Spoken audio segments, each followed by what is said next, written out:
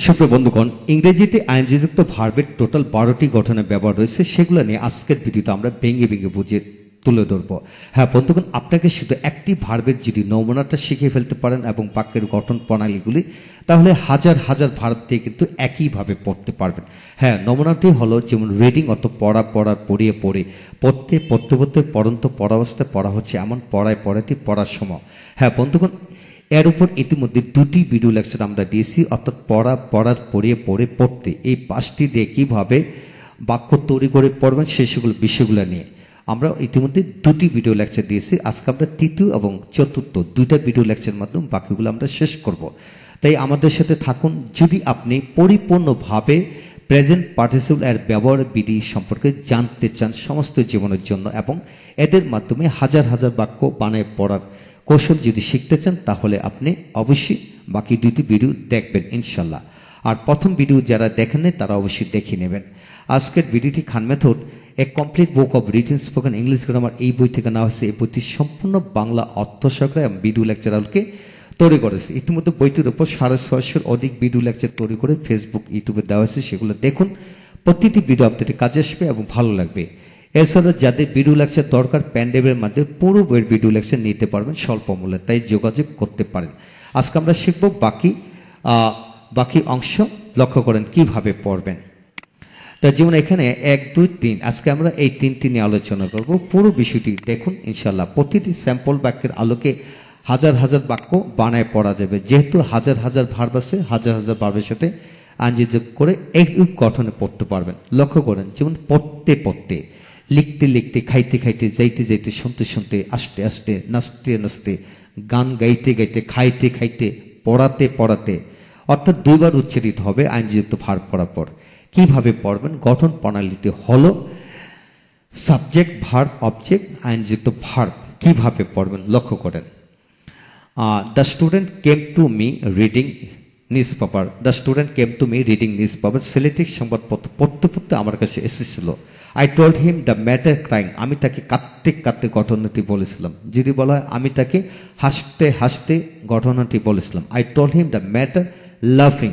I told him the matter লাফিং। যদি বলা হয় আমি তাকে খাইতে খাইতে ঘটনাটি বলেছিলাম, অর্থাৎ খাওয়ার সময় বলছিলাম। I told him the matter eating. I told him the matter eating. আমি তাকে পড়াতে পড়াতে ঘটনাটি বলেছিলাম। I told him the matter teaching. I told him the matter teaching. হ্যাঁ বন্ধুগণ, এইভাবে বাক্য তৈরি করে পড়বেন। তারপর আসেন, he always goes to college walking. সে সবসময় হেঁটে হেঁটে কলেজে যায়। কিভাবে যায়? হেঁটে হেঁটে যায়। যদি বলা হয় he always goes to college running. He always goes to college running. সে সবসময় দৌড়ায় দৌড়ে কলেজে যায়।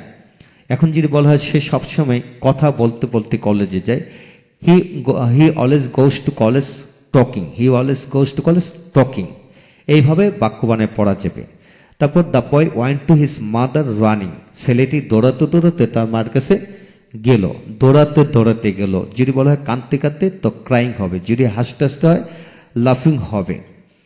তো এইভাবে the lazy pass their days sleeping. অলসেরা ঘুমাতে ঘুমাতে দিন পার করে। অর্থাৎ the lazy pass their time. Pass মানে দ্য লেজি হলো পোড়াল, সে তো পাস হলো দেয়ার টাইম, তাদের টাইম অতিক্রম করে। স্লিপিং অর্থাৎ কি? ঘুমাতে ঘুমাতে। The weak pass their time thinking. Thinking দুর্বলতা চিন্তা করতে করতে তাদের দিন অতিবাহিত করে। হ্যাঁ বন্ধুগণ, এই হলো প্রথম নিয়মটি। এরূপ গঠনে কমপক্ষে 50টি বাক্য বানিয়ে পড়বেন ইনশাল্লাহ। তাহলে পরিবেশিত রপ্ত হয়ে গেল। এখন আসেন পড়ন্ত বা পড়তেছে এমন ক্ষেত্রে কিভাবে হবে। এই অ্যান্টি আইএনজি যুক্ত ভার্ব পড়ে নাউন দিয়ে কিভাবে পড়বেন। যেমন এর রানিং বাস, একটি চলন্ত বাস। এর রানিং বয়, একটি দৌড়ন্ত বা দৌড়াচ্ছে এমন ছেলে। এর ড্রাইং ম্যান, একজন মুমূর্ষু রোগী বা মরে যাচ্ছে এমন লোক। এক কলেজ রিডিং গার্ল, একজন কলেজ পড়ুয়া মেয়ে। এরকম এ ফ্লাইং বার্ড, একটি উড়ন্ত পাখি বা উঠতেছে এমন পাখি। এ সিঙ্গিং বার্ড, একটি গানের পাখি বা গান গায় এমন পাখি। হ্যাঁ বন্ধুগণ, এইভাবে অনেক ভার্ব দিয়ে কিন্তু পড়া যায়। তাই কমপক্ষে 50টি এরূপ গঠনে বাক্যাংশ তৈরি করে প্রথম আয়ত্ত করে নেবেন। তারপর আসেন বাক্য কিভাবে পড়বেন। আই স এ রিডিং বয়। আমি একজন পড়ন্ত বা পড়তেছে বা পড়ুয়া ছেলেকে দেখেছিলাম, অর্থাৎ পড়তেছে এমন একটি ছেলেকে দেখেছিলাম। আবার a reading boy can always do better result. একজন পড়ুয়া বা পড়ন্ত বা পড়ে এমন ছেলে সর্বদা ভালো রেজাল্ট করে, অর্থাৎ a reading boy. Every day should everybody should always help the always help the reading boy. প্রত্যেকেরই পড়ুয়া বা পড়াশোনা করে এমন ছেলেকে সর্বদা সাহায্য করা উচিত। I have a college reading girl. আমি একজন কলেজ পড়ুয়া মেয়েকে দেখেছিলাম। বন্ধুগণ, এখানে কি হবে? রিডের জায়গায় রিডিং হবে, টাইপিং মিস্টেক হলো। তো এইভাবে কমপক্ষে 50টি বাক্য বানিয়ে অবশ্যই পড়বেন, ইনশাল্লাহ এগিয়ে যাবেন। তারপর আসেন পরবর্তী, পড়ারত বা পড়তেছে এমন ক্ষেত্রে কিভাবে হবে লক্ষ্য করেন। ডি নাউন ভার্বের সাথে আইএনজি, লক্ষ্য করেন। দ্য ওমেন কুকিং রাইস, ভাত রান্না করারত মহিলাটি। The old man walking on the road, রাস্তায় হাঁটারত বৃদ্ধ লোকটি। The girl singing a song, গান গাওয়ারত মেয়েটি। The man teaching in the class, শ্রেণীকক্ষে পড়ারত লোকটি।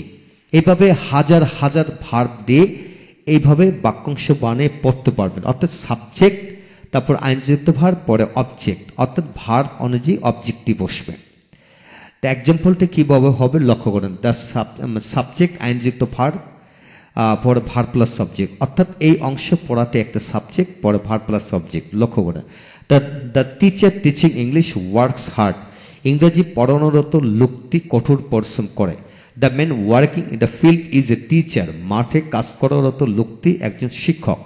The boy reading news paper is very brilliant, সংবাদপত্র পড়ারত ছেলেটি খুব মেধাবী। The man working in the field is known to me, মাঠে কর্মরত বা কাজ করারত লোকটি আমার পরিচিত। The man cooking food has made a good idea in cooking, রান্না করারত মহিলাটি রান্নায় খুব ধারণা আছে। হ্যাঁ, হ্যাভেজের ব্যাপার। হ্যাঁ বন্ধুগণ, এইভাবে কমপক্ষে 50টি বাক্য বানায় পড়ুন। আপনাকে এটি ভাবতে হবে, এরূপ গঠনে আমরা হাজার হাজার ভার্ব দিয়ে এইভাবে বানায় পড়তে পারবো।